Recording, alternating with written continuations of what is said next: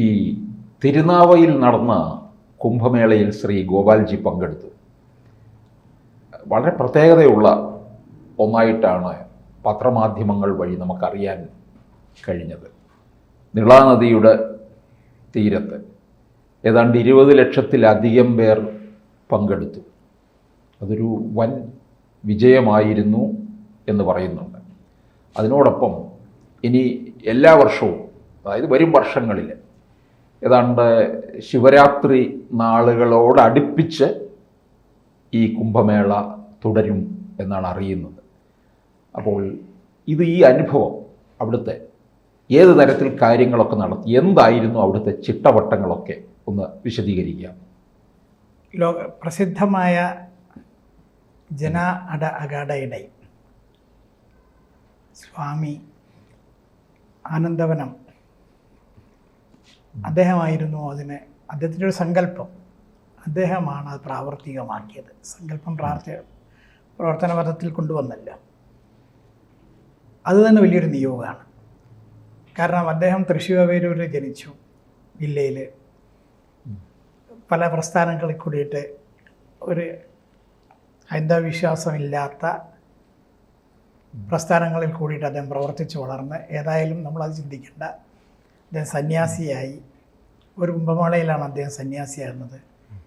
നിരഞ്ജന അഖാഡയിൽ അവർ ദക്ഷിണ ഭാരതത്തിൻ്റെ ചുമതല നോക്കാൻ വേണ്ടിയിട്ട് അദ്ദേഹത്തെ ഏൽപ്പിച്ചു. അദ്ദേഹം ഒതുങ്ങിക്കൂടുന്ന പ്രകൃതക്കാരനല്ല എന്നുള്ളതും കൂടി തെളിയിച്ചു.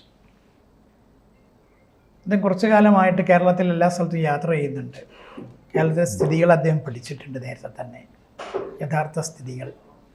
അപ്പോൾ അദ്ദേഹത്തിൻ്റെ മനസ്സിൽ വന്നൊരു ചിന്തയാണ്, ഈ നിളയുടെ തീരത്ത് പണ്ട് മാമാങ്കം നടന്നിരുന്ന സ്ഥലമാണ്.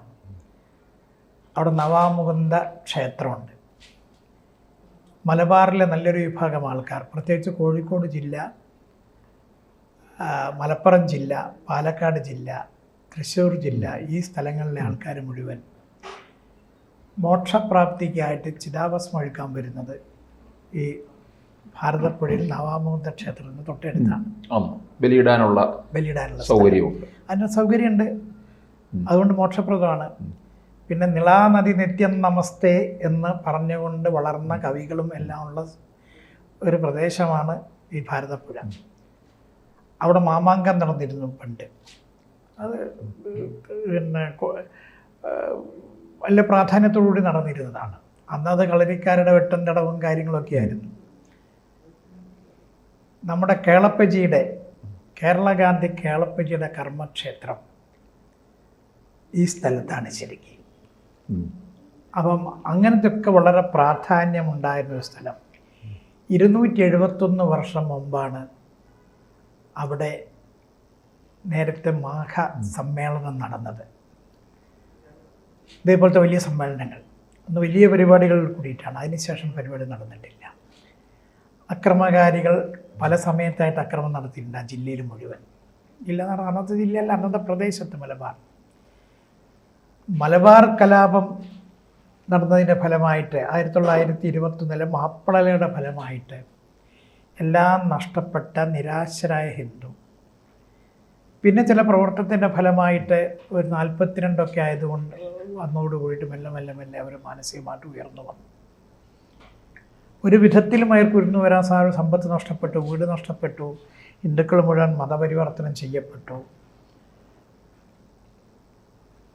വലിയ വലിയ കൊട്ടാരങ്ങളും മനകളും ഇല്ലങ്ങളും തറവാടുകളും ഇത് മുഴുവൻ കൊള്ളയടിക്കപ്പെട്ടു. ഒരു വിഭാഗത്തിനെ മാത്രമല്ല, പട്ടികജാതിയിൽപ്പെട്ട ആൾക്കാരെയും അല്ലാത്ത ആൾക്കാരെയും എല്ലാം അന്ന് മതം മാറ്റി അവരെ മുഴുവൻ മതവെറിയന്മാരാക്കി തീർന്നിക്കുന്ന പദ്ധതി കൂടി ആവിഷ്കരിച്ചിരുന്നു ആ മലബാറിലുള്ള സമയത്ത്. അങ്ങനെയൊക്കെ നടന്ന ഈ സ്ഥലത്ത് ഏതായാലും ഹിന്ദുക്കളുടെ ഇടയിൽ ഒരാവേശം ജലിപ്പിക്കത്തക്ക രീതിയിലാണ് ഇങ്ങനത്തെ ഒരു പരിപാടി. അങ്ങനത്തെ പരിപാടികൾ നേരത്തെ നടന്നിട്ടുണ്ട്. പക്ഷേ ഈ പരിപാടിയോട് കൂടിയിട്ട് അവിടെ ഈ നവാമുകുന്ദ ക്ഷേത്രത്തിന് തൊട്ട് അപ്പുറത്ത് തിരുനാവായിൽ നിന്ന് നേരൊരു പാലം കിട്ടണം അപ്പുറത്തെ കരയിലേക്ക്. ഇത് നടത്താൻ വേണ്ടി നടന്നത് അപ്പുറത്തെ ഭാഗത്താണ്. എതിർപ്പ് വന്നു. സ്വാഭാവികമായിട്ടും എതിർപ്പ് വന്നപ്പോൾ ഹിന്ദു ഉണർന്നു. അപ്പോൾ ഇതിന് നന്ദി പറയേണ്ടത് ആരോടാ? സർക്കാരിനോടും പഞ്ചായത്തിനോടാണ് ശരിക്കും നന്ദി പറയേണ്ടത്. അവർ കാരണം ഇങ്ങനെ എതിർത്ത സമയത്ത് ആളുകൾ തയ്യാറായി. 1000 പേരോ 1500 പേരോ 2000 പേരോ ഒക്കെ ഇതിൽ വരും എന്നുള്ളതാണ് സ്വാമികളും ചിന്തിച്ചത്, സംഘാടകരും ചിന്തിച്ചത്. പക്ഷേ എതിർപ്പ് വന്നോട് കൂടിയിട്ട് ആൾക്കാരുടെ എണ്ണം ആദ്യത്തെ ദിവസത്തേക്കാൾ ഓരോ ദിവസവും ഇരട്ടിയായിട്ട് വന്നു. ഭക്ഷണം കൊടുക്കുന്ന ആൾ പറഞ്ഞത്, പാകം ചെയ്യുന്ന ആൾ 1000 പേർക്ക് ആദ്യം ഭക്ഷണം ഉണ്ടാക്കാൻ പറഞ്ഞു. അടുത്ത ദിവസം 2000ആയി. ചെറിയ പാത്രങ്ങൾ കൊണ്ടുവന്നതനുസരിച്ചിട്ട് പിന്നെ നോക്കുന്ന സമയത്ത് അവസാന ദിവസം 40,000-ന്റെ അടുത്ത ആൾക്കാർക്ക് ഭക്ഷണം കൊടുത്തു. ഉച്ചയ്ക്ക്, രാവിലെ, വൈകുന്നേരം എല്ലാം ഭക്ഷണം കൊടുക്കുകയാണ്. എല്ലാവർക്കും ഭക്ഷണം എല്ലാവർക്കും കൊടുക്കുകയാണ്. അത് സൗജന്യമായിട്ട്. അപ്പോൾ ആ നിലയ്ക്കായിട്ടായിരുന്നു. അപ്പോൾ ആൾക്കാരുടെ എണ്ണം എത്ര കൂടി എന്ന് ആലോചിച്ച് നോക്കും. ഈ വരുന്ന ആൾ ആദ്യം വരുന്നവൻ തിരിച്ചു പോകും. നോക്കുന്ന സമയത്ത് ഓരോ ദിവസവും ലക്ഷങ്ങൾ വന്നു തുടങ്ങി. ആകെ 25-30 ലക്ഷങ്ങളുടെ അടുത്ത ആൾക്കാർ വന്നു എന്നുള്ളതാണ് കണക്കാക്കുന്നത്. ഇങ്ങനത്തെ ഒരു വലിയ അന്തരീക്ഷം. വൈകുന്നേരം ആരതി കാണാൻ വേണ്ടി എല്ലാ ദിവസങ്ങളും വൈകുന്നേരം ആരതിയാണ്. ആരതി കാണാൻ വേണ്ടി ആൾക്കാർ തടിച്ചു കൂടുന്നു. ഇപ്പുറത്ത് നിന്നുകൊണ്ട് ബോട്ട് സർവീസ് ഉണ്ട്. ആ ബോട്ടിൽ 15 പേർക്ക് കയറാൻ സാധിക്കുള്ളൂ. അപ്പോൾ ആരതിക്ക് തൊട്ട് മുമ്പായിട്ട് ആ സർവീസ് നിർത്തും. അപ്പോൾ ഈ ഭാഗത്ത് നിന്ന് അങ്ങോട്ട് നോക്കിയാൽ നന്നായിട്ട് ആരതി കാണാം. അവിടെ വൻ ഭജനകളും പരിപാടികളും പ്രഭാഷണങ്ങളും 2 ഭാഗത്തും നടന്നുകൊണ്ടിരിക്കുന്നു. അങ്ങനത്തെ വലിയൊരു അന്തരീക്ഷം അവിടെ കാണാൻ സാധിച്ചു എന്നുള്ളതാണ് വലിയൊരു പ്രത്യേകത. കാണാൻ സാധിച്ചു. അതോടൊപ്പം തന്നെ ഹൈന്ദവ സംഘടനകൾ ഇതിനോട് യോജിച്ചു. അതും കൂടി ആയപ്പം വലിയതായി. അതിൽ ഏറ്റവും എടുത്തു പറയേണ്ട ഒരു കാര്യം, സേവാഭാരതിയുടെ പ്രവർത്തനം വളരെ ശ്ലാഘനീയമായിരുന്നു. ഓരോ സമയത്തും കഴിഞ്ഞ സമയത്ത് വൃത്തിയാക്കാൻ വേണ്ടി, ഭക്ഷണം കൊടുക്കാൻ വേണ്ടി, ബോട്ട് സർവീസ് കൂടാതെ അസുഖം വരുന്നവരെ ആശുപത്രിയിൽ എത്തിക്കാൻ വേണ്ടി ആംബുലൻസ് സർവീസ്, സേവാഭാരതിയുടെ ആൾക്കാർ, പുരുഷനും സ്ത്രീയും അടക്കമുള്ള ആൾക്കാർ അവിടെ അതീവ സജീവമായിട്ട് അവിടെ നിന്നു. ഇവിടെ താമസ സൗകര്യവും ഒരുക്കിയിട്ടുണ്ട്. താമസ സൗകര്യം കുറച്ച് ആൾക്കാർക്കൊക്കെ ഉള്ളൂ. ബാക്കിയുള്ള ആൾക്കാർ പുറത്ത് അവരുടെ ചെലവിൽ തന്നെ പോയി താമസിക്കണം. അപ്പം ഞാൻ ഇവിടുന്ന് പോയിരുന്നു. എൻ്റെ കൂടെ വേറെ ആൾക്കാരുണ്ടായിരുന്നു. ഞങ്ങൾ തിരൂരിൽ നിന്ന് വീണ്ടും ഒരു 6 കിലോമീറ്റർ അപ്പുറത്ത് പോയിട്ടുള്ളൊരു സ്ഥലത്താണ് താമസിച്ചത്. 5 കിലോമീറ്ററിലെ. അവിടെ നമ്മൾ വാഹനത്തിൽ വന്നു. അങ്ങനെയായിരുന്നു. അപ്പോൾ ആ നിലയ്ക്കുള്ള പിന്നെ സ്വാമി പ്രസാദം കൊടുക്കുന്നുണ്ട്, ഇത്ര കാര്യങ്ങളെല്ലാം ചെയ്യുന്നുണ്ട്. പിന്നെ പുറത്തുനിന്നുള്ള സന്യാസി ശ്രേഷ്ഠന്മാർ വന്നു, നാഗസന്യാസിമാർ വന്നു. അവസാനമായപ്പോഴേക്ക് അതിനുള്ള എല്ലാവിധ സൗകര്യങ്ങളും ഈ പ്രവർത്തനത്തിൻ്റെ ഫലമായിട്ട് നമ്മൾ ഓർക്കേണ്ട ഒരു കാര്യം, 140 MLA-മാരുണ്ട് കേരളത്തിൽ. ഒരു MLA പോലും അങ്ങോട്ട് പോയിട്ടില്ല. ആ മണ്ഡലത്തിലെ MLA അവിടെ വന്നിട്ടില്ല. MP-മാരുണ്ട് ആ പാർലമെൻറ്റ് മണ്ഡലത്തിലടക്കം. അവരാരും പോയിട്ടില്ല. അപ്പം ഈ വിധത്തിൽ ഉള്ള ഒരു പ്രത്യേക സാഹചര്യത്തിൽ എങ്ങനെ ഇത്രയും വലിയൊരു പരിപാടി നടത്താൻ സാധിച്ചു എന്നുള്ളത് അത്ഭുതത്തോടു കൂടിയിട്ടാണ് ആൾക്കാർ നോക്കിക്കാണുന്നത്. പക്ഷേ ഈ ഒരു MLA ഒരു MP-യും പോയില്ല എന്ന് പറയുമ്പോഴും എനിക്ക് ഒരു കാര്യം തോന്നിയത്, ഇപ്പോൾ ചെറുകോൽപ്പുഴ ഹിന്ദുമത കൺവെൻഷൻ്റെ അവിടുത്തെ MLA-മാരും MP-മാരും ഒക്കെ അവിടെ മാരാവൺ കൺവെൻഷനിലും അവിടെ ചെല്ലാറുണ്ട്. എന്തിനധികം സമസ്തയുടെ പരിപാടി മത്സരമല്ലേ പോകാൻ വേണ്ടിയിട്ട് അവിടെ പരിപാടിയില്ലേ. മറ്റോടത്തിൽ പോകുന്ന എന്താ പറഞ്ഞാൽ അതൊക്കെ ഇതിൻ്റെ പിന്നിലൊരു സംഗതി ഉണ്ടല്ലോ, വോട്ട് ബാങ്ക് രാഷ്ട്രീയമല്ലേ. അപ്പം ഇവിടെ ഇപ്പോൾ അതേ ഒരു പ്രതീക്ഷിക്കുന്നില്ലല്ലോ. ഹിന്ദുവിൻ്റെ വോട്ട് മലപ്പുറം ജില്ലയിൽ പ്രതീക്ഷിക്കുന്നുണ്ടോ? പക്ഷേ അവർ മണ്ടന്മാരാണ്. മലപ്പുറത്ത് നിന്ന് മാത്രമല്ല അവിടെ ആൾക്കാർ വന്നിരിക്കുന്നത്. തിരുവനന്തപുരത്ത് നിന്ന് നിരവധി ആൾക്കാർ അവിടെ വന്നിട്ടുണ്ട് ട്രെയിനിൽ. ഈ കേരളത്തിൻ്റെ പുറത്തുനിന്നും ആൾക്കാരുണ്ട്. കേരളത്തിൻ്റെ പുറത്തുനിന്ന് കാശിയെ പോലത്തുള്ള സ്ഥലങ്ങളിൽ സന്യാസിമാർ വന്നിട്ടുണ്ട്, അല്ലാത്ത ആൾക്കാരും വന്നിട്ടുണ്ട്. ഈ വിധത്തിലെല്ലാം ഒരു നിറഞ്ഞ അന്തരീക്ഷം. ഒരു വലിയ ഹിന്ദു അനാഥനല്ല കേരളത്തിൽ, പ്രത്യേകിച്ച് മലപ്പുറം ജില്ലയിൽ. അവരോടൊപ്പം ആളുകളുണ്ട്. ഒന്നിച്ചു കൂടാൻ സാധിച്ചാൽ അതൊരു വലിയ ശക്തിയായി തീരും എന്നുകൂടി തെളിയിച്ചൊരു പരിപാടിയായിരുന്നു. അങ്ങനത്തെ വലിയൊരു അന്തരീക്ഷമാണ് അവിടെ കാണാൻ സാധിച്ചത്. അങ്ങനത്തെ ഒരു സ്ഥിതിയാണ് അവിടെ കാണാൻ സാധിച്ചത്. അതോടൊപ്പം തന്നെ ഇവിടുത്തെ പ്രധാനപ്പെട്ട ഹിന്ദു സംഘടനകൾ എല്ലാവരും തന്നെ, ഞാൻ സമുദായ സംഘടനകളല്ല കേട്ടോ, അതും പറയാം. ഹിന്ദു സംഘടനയുള്ള സമുദായ സംഘടന അവരല്ല. ഇപ്പോൾ രാഷ്ട്രീയ സ്വയംസേവക സംഘം, അതിൻ്റെ സംസ്ഥാന തലത്തിൽ പ്രവർത്തിക്കുന്ന ആൾക്കാർ പോലും അവിടെ വന്ന് പരിപാടികൾ ആസൂത്രണം ചെയ്യാനും കാര്യങ്ങളും നടത്തിക്കൊണ്ടുവരാനും എല്ലാം പങ്കെടുത്തു എന്ന് മാത്രമല്ല നേതൃത്വം കൊടുത്തു. അതൊരു പ്രത്യേക അല്ലേ. ഹിന്ദുവിൻ്റെ പൊതുവായുള്ള പ്രവർത്തനത്തിന് രാഷ്ട്രീയ സ്വയംസേവക സംഘം പങ്കാളികളാകാറുണ്ട്. പക്ഷെ ഇത് കുറച്ചും കൂടിയും ശക്തിയോടുകൂടി മുഴുവൻ സംഘടനാ കഴിവുകളും അവിടെ ഉപയോഗിച്ചു, സ്വാമിജിയോടൊപ്പം നിന്നുകൊണ്ട്. അതുപോലെ കേരളത്തിലെ പ്രമുഖരായുള്ള സർവ്വസന്യാസി മഠങ്ങളുടെ ആൾക്കാരും അവിടെ വന്നു. പ്രമുഖമായിട്ടുള്ള ഇപ്പോൾ ചിദാനന്ദപുരി സ്വാമി അതിൻ്റെ ആദ്യം മുതലേ തന്നെ അതിൻ്റെ കാര്യങ്ങൾ ചെയ്യാൻ വേണ്ടിയിട്ടും. ഈ ആരതി ഒഴിയുന്ന സമയത്തുള്ള ചടങ്ങുകൾ എന്താ അവിടെ? അത് വൈകുന്നേരം സമയത്താണല്ലോ. അതെ, വൈകുന്നേരം. അത് പുറത്തുനിന്നുള്ള ചില ആൾക്കാരാണ് അത് വന്ന് ചെയ്യുന്നത്. അത് സങ്കല്പമാണ് മുഴുവൻ. ഇതിനെ എന്താണ്, ഭാരതപ്പുഴയെ നിളാനദിയെ വന്ദിച്ചുകൊണ്ടുള്ള ആരതിയാണ്. വലിയൊരു ഇതുണ്ടല്ലോ, ഗംഗാനദിക്ക് വലിയ പ്രാധാന്യമല്ലേ. ഇതുപോലെ തമിഴ്നാടിൽ നിന്ന് ഒഴുകി വരുന്നതാണ്, ഒരു പുണ്യനദിയാണ് സങ്കല്പം. അതുകൊണ്ടല്ലേ മുമ്പും കവികൾ നേരത്തെ പറഞ്ഞതുപോലെ നിളാനദി നിത്യം നമസ്തേ എന്ന് പ്രാർത്ഥിക്കണമെങ്കിൽ ഇതിന് വലിയ പ്രാധാന്യമുണ്ട്. അല്ല, പുണ്യമായിട്ടുള്ള നദി. അവിടുന്ന് ആ തുടക്കത്തിൽ നിന്ന് അവിടുന്ന് രഥത്തിൽ കൊണ്ടുവരുന്നത് നിശ്ചയിച്ചിരുന്നു, രഥം വരുന്നുള്ളത്. തമിഴ്നാട് സർക്കാർ അത് തീർത്തു, തടഞ്ഞു. അവിടെ രഥയാത്ര സാധിച്ചില്ല.